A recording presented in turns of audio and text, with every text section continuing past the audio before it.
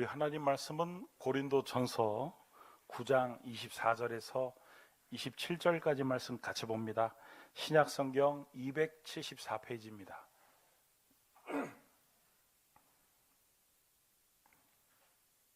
고린도전서 9장 24절부터 27절입니다. 운동장에서 다름질하는 자들이 다 달릴지라도 오직 상을 받는 사람은 한 사람인 줄 너희가 알지 못하느냐. 너희도 상을 받도록 이와 같이 다름질하라.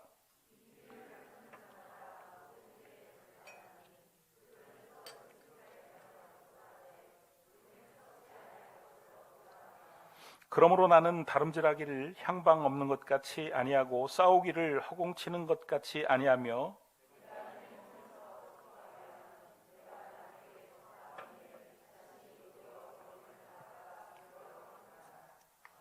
아멘. 옛날에 제 친구가 자기 오늘 아버지한테 상 받았다고 그래가지고 제가 축하한다고, 근데 얼굴 표정이 별로 안 좋은 거예요. 너 아버지한테 무슨 상을 받았길래 그렇게 얼굴 표정이 안 좋냐 그랬더니 잘못해가지고 아버지한테 의도 터져가지고 찰과상 받았대요. 잘못하면 중상 받을 뻔했답니다. 여러분들은 웬만하면 좋은 상 받으시기 바랍니다. 참 어릴 적에 보면은 상 받는 게 참 별거 아닌 것 같지만 왜 그렇게 기분이 좋던지 별것 아닌 상에도 참 기분이 좋았던 그런 기억이 있습니다. 뭘 일기를 쓰거나 아니면 어떤 글을 쓰면은 선생님이 그 일기장에다가 그 글에다가 도장을 찍어 주셨는데 여러분 기억나십니까? 그 파란색 그 스탬프인데 영희하고 철수가 이렇게 그려져 있고 그 위에 참 잘했어요.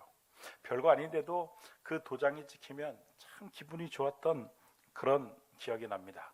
여러분, 상을 목표로 하는 사람과 참가에 의의를 두는 사람과는 그 실력에 있어서 차이가 같을 수가 없습니다. 금메달을 목표로 열심히 운동하는 사람과 그저 그냥 취미 삼아 가지고 설렁설렁 조깅을 하는 사람은 달리기 실력에 있어서 시간이 가면 갈수록 차이가 날 수밖에 없다. 자세도 다르고 훈련의 양도 다르고 결국에는 실력도 큰 차이가 날 것이다. 여러분, 왜 사도 바울의 신앙이 그렇게 대단했는가? 이 사도 바울은요, 하나님이 자기에게 주실 그 하늘의 상에 대한 기대감이 아주 충만했던 사람이고 그 기대감을 가지고 신앙생활을 했기 때문에 신앙의 실력이 대단했다, 이렇게 말씀을 드릴 수가 있습니다. 빌립보서 3장 14절 말씀을 보면은 이 사도 바울이 얼마나 상을 바라보며 신앙생활을 했는지 빌립보서 3장 14절 말씀을 보면은 표대를 향하여 그리스도 예수 안에서 하나님이 위에서 부르신 부름의 상을 위하여 달려가노라. 여러분, 하나님이 결승선에서 상을 들고 계세요. 그런데 이 바울이 그 상을 받기 위해서 막 달려가고 있어요. 그 장면을 지금 묘사가 되고 있는 것이죠. 하나님이 위에서 부르신 부름의 상을 위하여 자기는 막 그 상 받으려고 막 달려가고 있다는 것입니다. 여러분, 하나님이 주실 그 하늘의 상에 대해서 바울은요, 일평생 죽는 그 순간까지도 그 하늘의 상에서 시선을 떼지 않았습니다. 디모데후서는 바울이 바로 죽기 전에 기록한 성경인데 바로 죽음을 앞두고도 이 바울이 하늘의 상에 대해서 얼마나 그 상을 사모했는지 디모데후서 4장 7절에서 8절 말씀을 보면 우리 같이 한번 읽어보겠습니다. 시작. 나는 선한 싸움을 싸우고 나의 달려갈 길을 마치고 믿음을 지켰으니 이제 후로는 나를 위하여 의의 면류관이 예비되었으므로 주곧 의로우신 재판장이 그날에 내게 줄 것이며 내게만 아니라 주의 나타나심을 사모하는 모든 자에게도니라. 아멘. 여러분, 나를 위해서 지금 상이 예비되었다는 거예요. 지금 죽기 바로 일보 직전인데 지금 바울이 하나님이 지금 나를 위해서 상을 예비하셨다. 곧 내게 주실 것이다. 나 죽으면 그날 상 받을 수 있다. 지금 이렇게 말을 하고 있는 것이죠. 그러니까 이 바울은 마지막 순간까지도 하늘의 상에서 눈을 떼지 않고 바라보고 있다, 이런 말씀이에요. 그런 바울이 우리에게도 이렇게 권면을 냈습니다. 오늘 본문 말씀 고린도전서 9장 24절 말씀을 보니까 뭐라고 되어 있습니까? 운동장에서 다름질하는 자들이 다 달릴지라도 오직 상을 받는 사람은 한 사람인 줄 너희가 알지 못하느냐? 너희도 상을 받도록 이와 같이 다름질하라. 하늘의 상을 받기 위해서 다름질하라. 신앙생활을 그렇게 하라는 것입니다. 여러분, 꼭 하늘의 상을 받는 신앙생활을 할 수 있게 되기를 그리스도 예수의 이름으로 축원합니다. 어떤 사람은요, 이렇게 생각하는 사람이 있어요. 뭐 구원만 받으면 됐지 무슨 하늘의 상이야. 나는 하늘의 상 안 받아도 돼. 그냥 천국만 가면 돼. 여러분, 이렇게 생각하는 것은요, 온전한 믿음이 아닙니다. 히브리서 11장 6절 말씀을 보면은 온전한 믿음에 대해서 이렇게 두 가지로 설명을 하고 있는데, 믿음이 없이는 하나님을 기쁘시게 하지 못하나니 하나님께 나아가는 자는 반드시 그가 계신 것과, 그러니까 온전한 믿음은요, 하나님이 계신 것을 첫 번째로 믿어야 되고, 두 번째로는 그가 자기를 찾는 자들에게 상 주시는 이심을 믿어야 할지니라. 그럼 두 번째는 하나님이 상 주시는 분이심을 믿어야 된다는 거예요. 그러니까 나는 상에 대해서 나는 구원만 받으면 됐지, 천국만 가면 됐지, 상은 안 받아도 돼 라고 생각하는 것은, 그렇게 생각하면서 신앙생활하는 것은 온전한 신앙생활이 아닌 것이죠. 하나님이 계신 것을 믿는다면 그분이 나에게 상을 주시는 분이라는 사실까지도 믿고 하늘의 상을 받기 위해서 신앙생활을 하는 것이 온전한 믿음 생활이다, 이런 말씀이에요. 할렐루야. 제가 이렇게 말씀을 드려도 목사님 하늘의 상 받을 사람은 받으라고 하세요. 저는 됐어요. 여러분, 왜 하늘의 상에 대한 간절함이 우리 안에 없습니까? 첫 번째 이유는요, 그 상은요, 우리가 죽어야만 받을 수 있는 상이기 때문에 그렇습니다. 내세에 받는 상이기 때문에, 지금 바로 받는 상이 아니라 내세에 받는 상이기 때문에, 아직 먼 미래에 아주 시간이 많이 남았다 라고 생각하기 때문에 그 하늘의 상에 대한 갈급함, 간절함이 없는 것이고, 두 번째는요, 더 큰 이유인데, 그 하늘의 상이 얼마나 좋고 얼마나 가치가 있는지 그 의미를 잘 모르기 때문에 그렇습니다. 어떤 강남에 사는 집을 여러 채 가지고 있는 할아버지가 손주의 생일날 장난감 하나를 앞에 탁 두고, 그 엄마가 바로 옆에 있는데 그 손주에게 그렇게 얘기하는 거예요. 3살짜리예요. 그 장난감이 얼마나 대단한 장난감이냐면은 그 자동차인데, 그 자동차를 이렇게 밀면은 로봇으로 막 변신 합체가 되는 그런 아주 멋진, 아이의 눈을 완전히 마음을 빼앗아 버릴 수 있는 그런 장난감이에요. 그런데 그 할아버지가 그렇게 얘기하는 겁니다. 그 3살짜리 손주한테, 손주야 생일 축하한다. 이 할아비가 너를 위해서 생일 선물을 두 가지를 준비했는데 네가 선택해라. 이 아파트 가질래? 아니면 이 장난감 가질래? 그랬더니 그 3살짜리가 장난감. 망설이지도 않아요, 장난감. 근데 그 옆에서 엄마가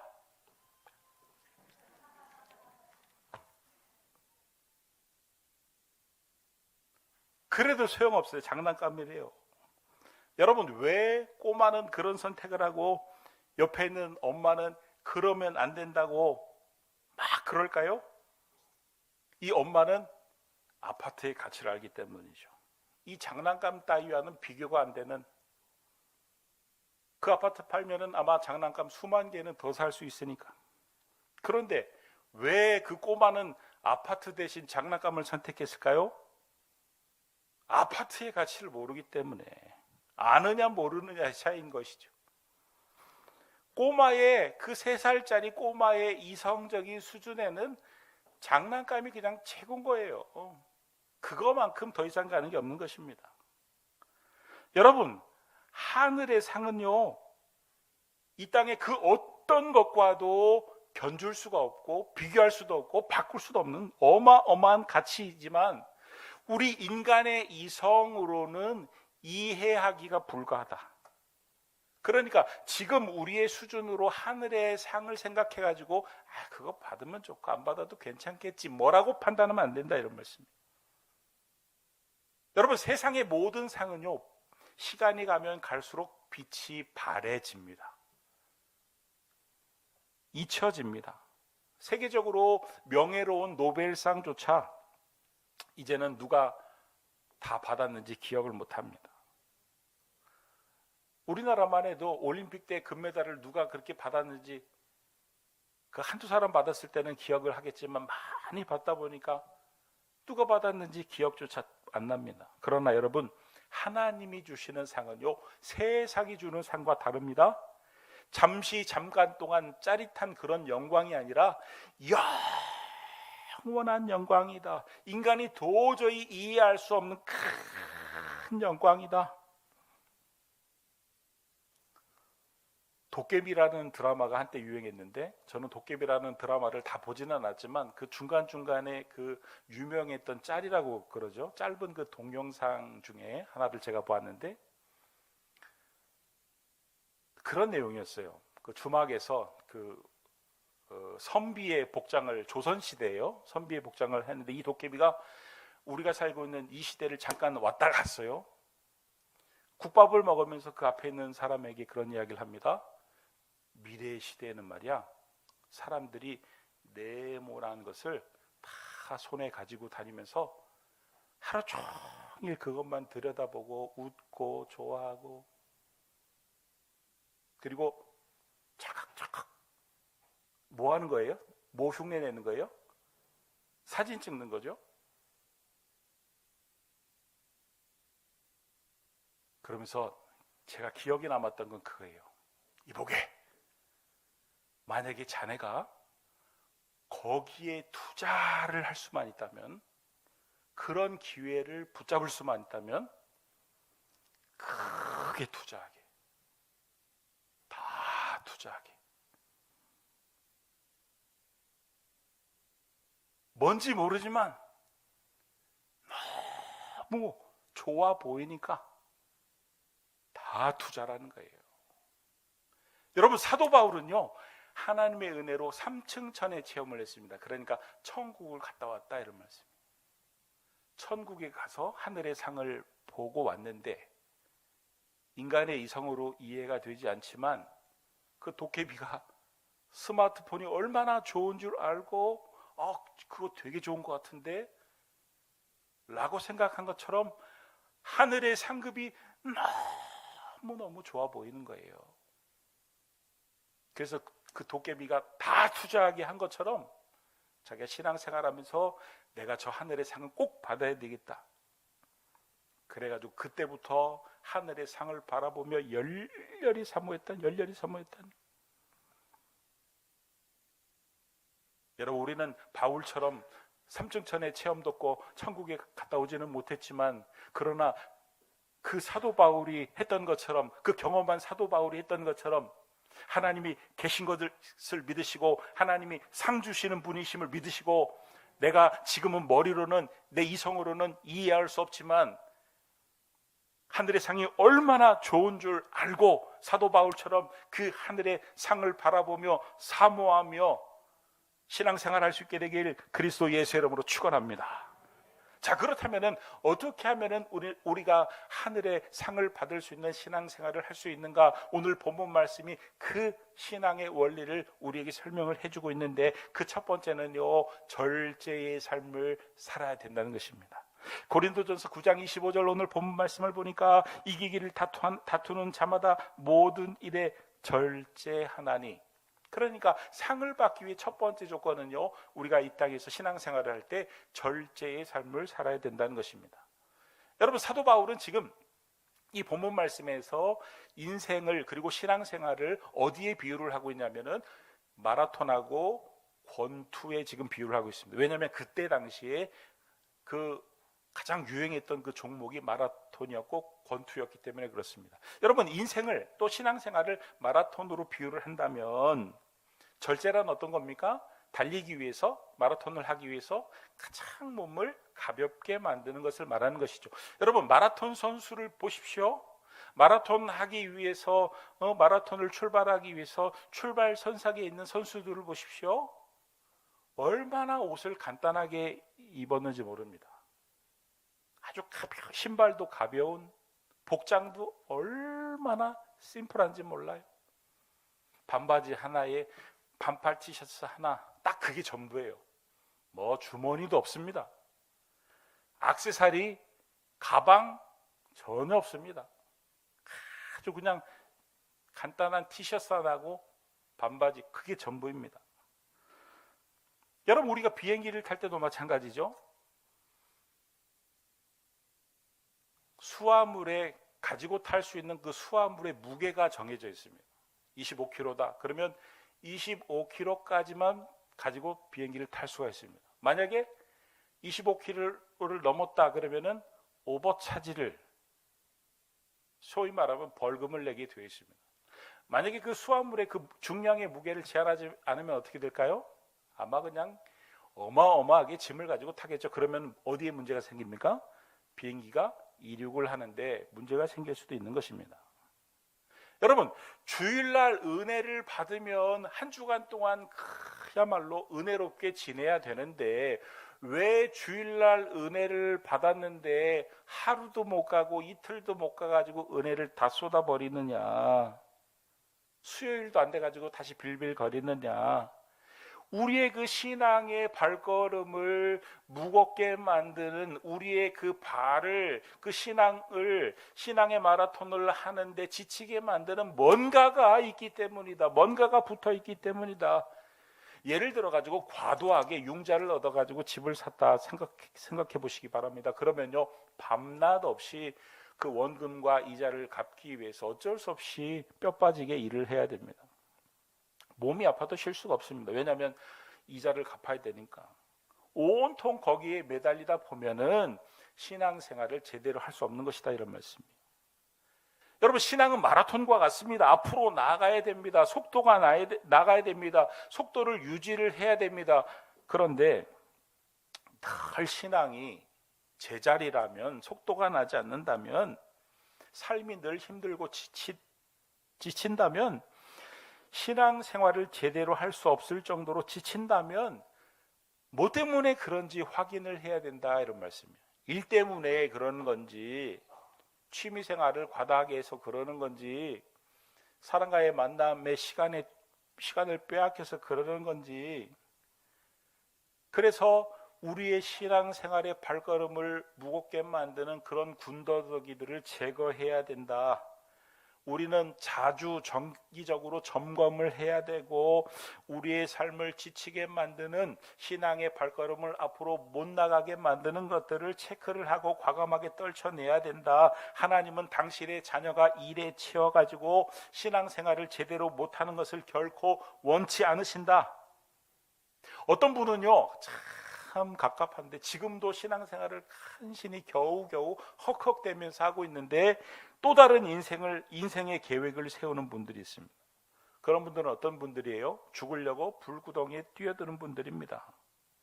그러다가 한순간에 신앙도 추락해버리고 인생도 추락해버릴 수 있는 것입니다.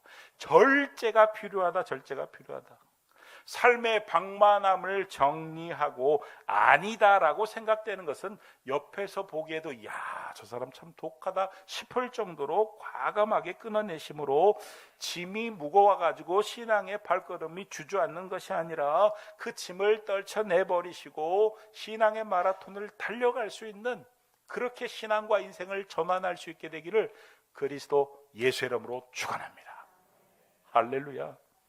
또 어떤 삶을 살아야 우리가 하늘의 상을 받을 가능성이 높아지냐면요, 두 번째는요, 인내의 삶입니다. 인내. 잘 참아야 된다. 잘 참아야 된다. 여러분, 삶은요, 잘 참는 것입니다. 그런 얘기가 있죠. 그래가지고 어떤 남자가 너무 힘들 때마다 지갑을 이렇게 꺼내가지고 아내의 사진을 이렇게 보면서 이렇게 생각한다고 그러죠. 너무 힘들 때마다 그래, 내가 이런 여자하고도 지금까지도 살았는데 세상에 못할 일이 뭐가 있겠냐?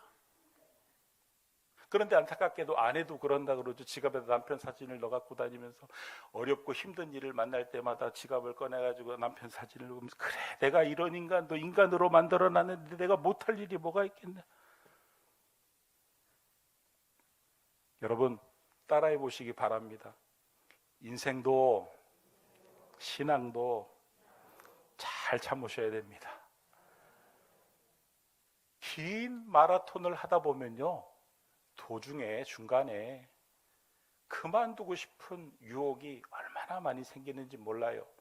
4점 그러잖아요. 42.19km를 뛰다 보면 4점, 그냥 죽을 것 같아가지고 쉬고 싶은 그런 지점들이 나타난다는 거예요. 여러분, 신앙생활을 하다 보면은 지뢰밭과 같습니다. 어떤 경우에는 손해도 생기고, 어떤 경우에는 억울한 일도 생기고, 어떤 경우에는 속상한 일도 생기고, 아주 별의별 황당한 일들을 많이 만나게 되어 있습니다. 그러면은 그만두고 싶어요. 때려치고 싶습니다. 그래서 열심히 하다가 하나님께 스스로 그렇게 항변을 하기도 합니다. 하나님, 저도 할 만큼 하지 않았습니까? 이제 저도 쉬고 싶습니다. 쉬게 해주십시오. 하나님, 저도 이제 적당히 좀 하게 해주십시오. 여러분, 사도 바울도 사람이었습니다. 때려치고 싶을 때가 없었을까요? 아니요, 있었습니다. 고린도전서 9장 27절 말씀을 보면은 내가 내 몸을 쳐 복종하게 함은, 이 말이 무슨 말이냐면은 권투의 예인데 하기 싫어가지고 막 몸부림치는 내 자아를 사도 바울이 코너에다가 몰아넣고 막 흠씬 두들겨 팼다는 거예요. 그래서 복종하게 만들었다는 거예요. 그러니까 이 사도 바울에게도 얼마나 그만두고 때려치고 싶은 순간이 많았던지를 우리가 알 수 있는 것이죠. 여러분, 그냥 신앙생활을 하는 것도 버거운데 이 사도 바울은요, 사도 바울을 그때 당시에 죽이기 위해서 40명의 암살단이 조직이 돼서 사도 바울이 어디를 가는지 가는 곳마다 쫓아다녔던, 수소문 해가지고 쫓아다녔던, 그래서 바울이 어떤 지역에는 오래 머물지 못했어요. 왜냐하면 그 암살단들이 쫓아다니니까. 그것만 있었던 게 아니잖아요. 강의 위험, 강도의 위험, 태장에 몇 대 맞고 감옥에 gat히고 숱한 신앙의 위기들이 많았단 말이에요. 그냥 정상적으로 복음을 전하는 것만으로도 어려운데 그 암살단들이 죽이겠다고 그리고 가는 곳마다 아이고 바울 선생님 잘 오셨습니다. 선생님 이리 와 식사하십시오. 말씀 전하십시오. 그랬습니까? 아니죠. 바울이요, 복음을 전하기 위해서 일을 해야만 했습니다. 일하지 않으면 복음 의식주가 해결이 안 됐습니다. 그래가지고 장막을 치는 일을 해가면서 복음을 전했어요. 그러니까 중간에 그만두고 싶을 때가 얼마나 많았겠어, 얼마나 힘들었겠어요. 그런데 그때마다 자기의 그 자아를 그 권투의 그 링에 한 구석에다 세워놓고 너 그렇게 하면 안 돼, 그렇게 하면 너 그렇게 신앙생활 하면 안 돼, 너 지금 포기하면 안 돼 하면서 자기의 자아를 죽였다는, 그래서 결국은 하나님의 뜻에 복종하게 만들었다는 것입니다. 여러분, 화려한 영광은 한순간에 얻어지는 게 아닙니다. 무수한 실패를 반복하면서 다 때려치고 싶은 무수한 그런 유혹들을 이겨내고 그런 끝에 영광이 찾아오는 것이죠. 여러분, 김연아가 그 빙상에서 연주를 하는 걸 보십시오. 얼마나 물 흐르듯이 매끄럽게 그렇게 연주를 잘하는데 어느 날 갑자기 하늘에서 뚝 그 실력이 떨어진 게 아닙니다. 우리가 보지는 않았지만 무수하게 엉덩방아를 찧었을 것이고 넘어졌을 것이고 수도 없이 그만두고 싶은 유혹이 찾아왔을 것이고 그런 모든 유혹을 물리치고 인내하고 참아냈기 때문에 얻어낸 그런 작품들인 것이죠. 영광인 것이죠. 여러분, 신앙은 마라톤입니다. 그래요. 잠시 주저앉을 수는 있어요. 넘어질 수는 있어요. 그러나 결코 뒤로 물러서면 안 됩니다. 절대로 하나님이 기뻐하지 않으십니다. 히브리서 10장 38절 말씀을 보면 뭐라고 되어 있습니까? 뒤로 물러가면 내 마음이 그를 기뻐하지 아니하리라. 때로는 넘어질 수도 있고 때로는 잠깐 주저앉을 수도 있지만 그러나 뒤로 물러서서는 안 됩니다. 여러분, 바울은요, 포기하려고 하는, 주저앉아 편히 쉬려고 하는 자기 자신을, 자칫하면 뒤로 물러날 수 있는 자기 자신을 언제나 KO시키고 다시 일어나서 걸었다는 거예요. 달려갔다는 것입니다. 우리 기쁨의 교회 성도님들도 신앙의 마라톤을 하는 동안 여러 많은 일들이 일어날 때 그 일 때문에 결코 신앙이 뒤로 후퇴하는 일이 없게 되기를, 그럴 때마다 말씀으로, 기도로 사각의 링에 내 자아를 세우고 그 말씀에 복종하도록, 그래서 다시 일어나고 다시 걷고 다시 힘을 내서 달려가서 저 결승선에서 나를 기다리고 계신 주님을, 그 상을 예비해 놓고 기다리고 계신 주님을 만날 수 있게 되기를 그리스도 예수의 이름으로 축원합니다. 마지막으로요, 우리가 하늘의 상을 받을 수 있는 인생을, 신앙생활을 하기 위해서는 선택과 집중의 삶을 살아야 됩니다. 고린도전서 9장 26절 말씀을 보면은 이 마라톤과 복싱으로 지금 신앙생활을 바울이 또 표현하고 있습니다. 뭐라고 표현하고 있습니까? 나는 다름질하기를 향방 없는 것 같이 아니하고. 그러니까 마라톤을 할 때 목표 지점을 딱 세워놓고 방향을 잘 잡고 가야 된다는 것이죠. 또 싸우기를 허공치는 것 같이 아니하며, 권투를 할 때 눈 감고 막 이러면 안 된다는 거예요. 목표물을 향해서 정확하게 주먹을 뻗어야 된다는 거예요. 집중을 해야 된다는, 방향을 딱 잡아가지고 선택을 했으면 거기다가 온 힘을 실어야 된다는 거예요. 그래서 선택과 집중을 잘 해야 된다는 것입니다. 여러분, 행복은 선택과 집중에 달려있는 것입니다. 수많은 남자가 있지만, 수많은 여자가 있지만 배우자로서는 한 남자를 선택해야 됩니다. 한 여자를 선택해야 됩니다. 양다리 걸치면 아주 골치 아파집니다. 선택을 한 이후에는 집중을 해야 됩니다. 그 남자를 행복하게 해주기 위해서, 그 남자를, 그 여자를 행복하게 해주기 위해서 집중을 해야 됩니다. 그래야 행복한 가정이 되는 것이죠. 이 남자, 이 여자 양다리를 걸치고 이것도 아니고 저것도 아니게 되면 어떻게 되느냐? 피곤한 인생이 불행한 인생으로 전락할 수 있다, 이런 말씀이에요. 여러분, 성공도 마찬가지예요. 선택과 집중을 잘 해야 됩니다. 음식점도 대박집이라는 곳에 가보면은 메뉴가 딱 특정되어 있어요. 막 이것도 있고 저것도 있고, 무슨 뭐 김치찌개집에 있고 회도 있고 무슨 뭐 매운탕도 있고 뭐 별의별 것 다 있고. 대박집은 그런 거 없더라고. 가보면은요, 메뉴가 딱 거의 한정되어 있어요. 그리고 딸려 나오는 반찬도 그렇게 막 화려하지도 않아요.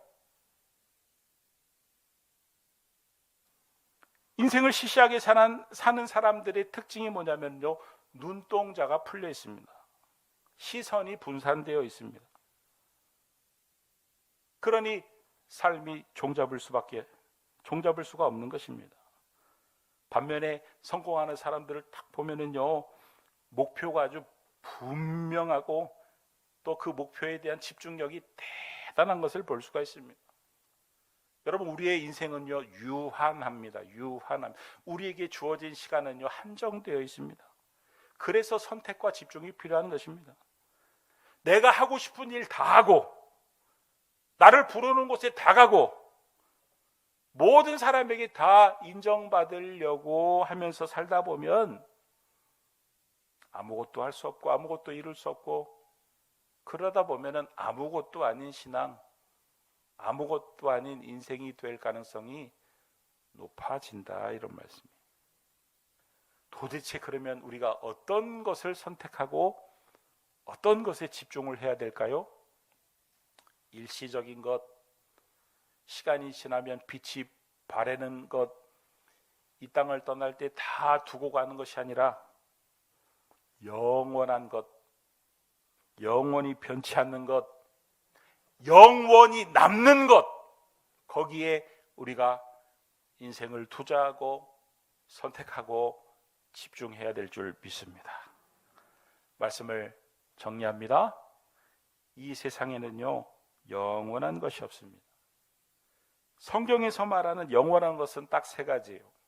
하나는 하나님, 두 번째는 말씀, 세 번째는 구원받은 영혼. 맨날 신앙의 수준이 오늘은 교회를 갈까 말까, 교회 안 가면 사람들이 나를 어떻게 생각할까, 이런 것에만 머무르지 말고 정말 하나님이 원하시는 생명을 살리는 영혼 구원의 사역에 우리의 삶을 드릴 정도로 우리 신앙이 자라야 될 줄 믿습니다. 하루 더 살아보겠다고, 몇 달 더 살아보겠다고, 몇 년 더 살아보겠다고 아둥바둥하지 말고 정말 하나님이 무엇을 원하는지 그 길을 선택하고 거기에 집중하면 먼저 그의 나라와 그의 의를 구하는 이에게 하나님이 필요하면 건강도 주실 것이고, 필요하면 은혜도 주실 것이고, 필요하면 돈도 주실 것이고, 필요하면 사람도 붙여주실 것이고, 더 기가 막힌 것은 하늘의 상도 예비해 두고 계실 것입니다. 우리 모두는요, 곧 하나님 앞에 설 사람들입니다. 어떤 사람은요, 자기가 한 30년, 40년 더 살 줄 알아요. 오는 순서는 있지만 가는 순서는 없습니다. 우리는 곧, 그래서 곧이라고 말씀을 드릴 수 있는 것입니다. 곧 하나님 앞에 설 사람들입니다.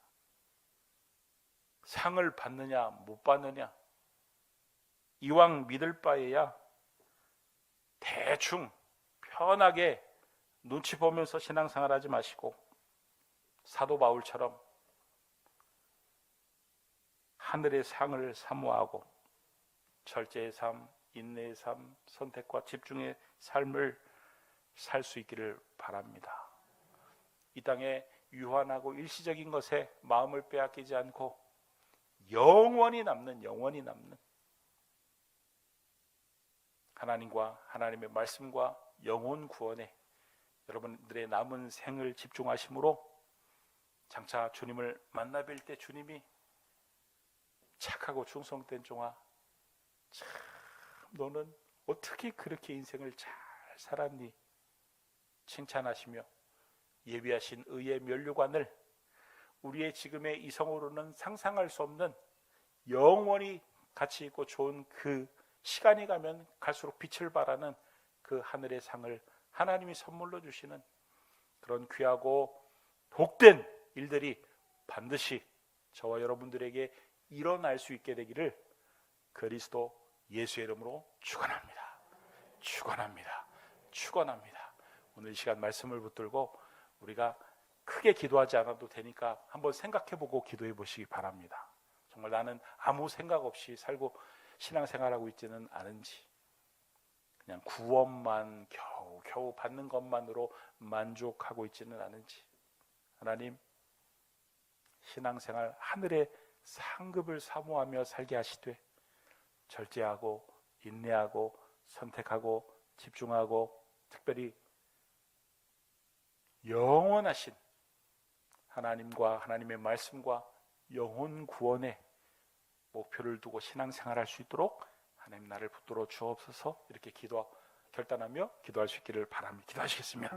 고맙고 감사하신 아버지 하나님, 하나님의 말씀을 듣고 많은 것들을 생각하게 하시니까 하나님, 이 말씀이 우리의 삶의 이정표가 되게 하시고, 그래서 한번 방향을 잘 정해서 남은 생은 정말 하나님이 예비하신 그 상을 향하여 바울이 달려갔던 것처럼 달려가는 그런 신앙생활 할 수 있도록 주님 도와주시옵소서. 도와주시길 아버지 간절히 바라고 원하옵니다. 하나님 역사해 주시옵소서. 하나님 결단하여 주시옵소서.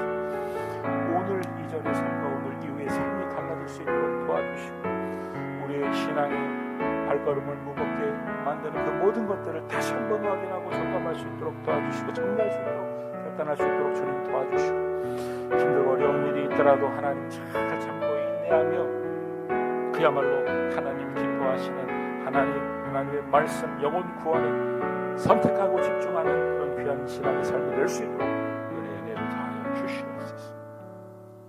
하나님 하늘의 상을 사모하며 남은 생 신앙생활 하게 하여 주옵소서. 예수님의 이름으로 기도드립니다. 아멘.